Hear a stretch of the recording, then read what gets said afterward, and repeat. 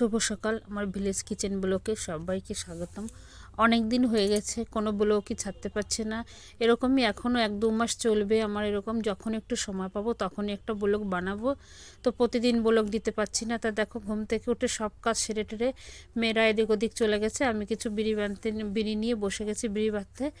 কারণ কি দেখো, অন্য কোনো কাজ তো করতেই হয়, সেগুলো তোমাদের আর শেয়ার করতে পারছি না। তাই একটু সিঁড়িতে বসে বসে কটা বিড়ি বাঁধছি, সেটাই তোমাদেরকে দেখাচ্ছি। আর দেখো, সারাদিনে অনেক কাজ করি, এবার একই কাজ প্রতিদিন করতে হচ্ছে বলে আর তোমাদের সঙ্গে শেয়ার করছি না। প্রতিদিনের কাজ কি করব।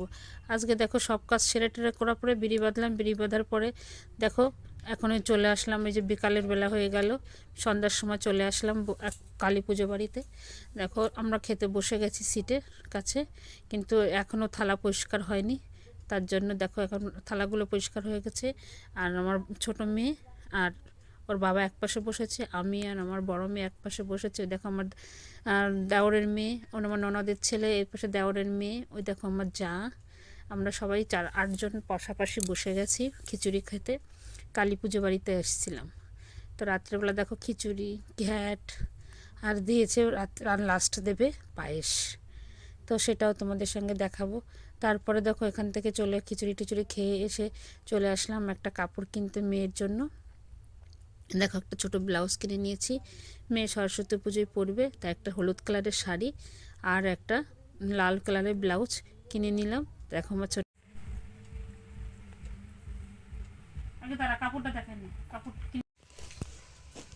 বাজারে গেছিলাম দেখো শাড়ি কিনতে, কিন্তু বড় মেয়ের শাড়ি পছন্দ হয়নি।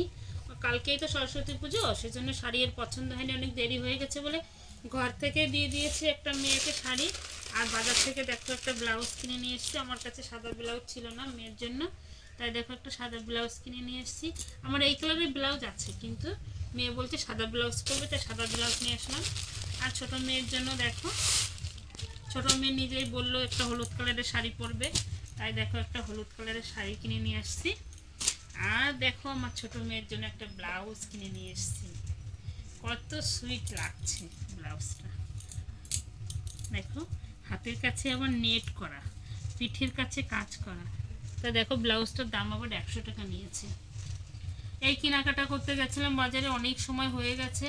তার জন্য কদিন ধরে তো কাজের জন্য তো ভিডিও ঠিকঠাক করতে পারছি না।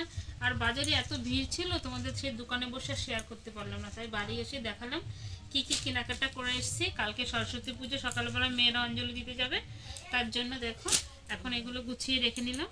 রেখে এখন আমার একটা মেয়ের একটা আমার মা না ওর দিদা একটা মালা কিনে দিয়েছিল, সেই মালাটা সুতো কেটে গেছে।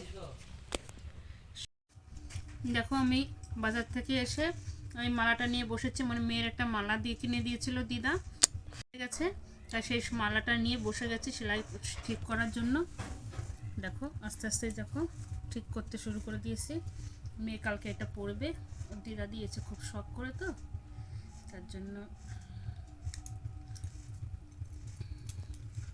একটু সময় লাগবে, ছোট ছোট পুঁথি তো এটা গাঁথতে সময় লাগবে, তার জন্য একটু আগেই বসে গেছি।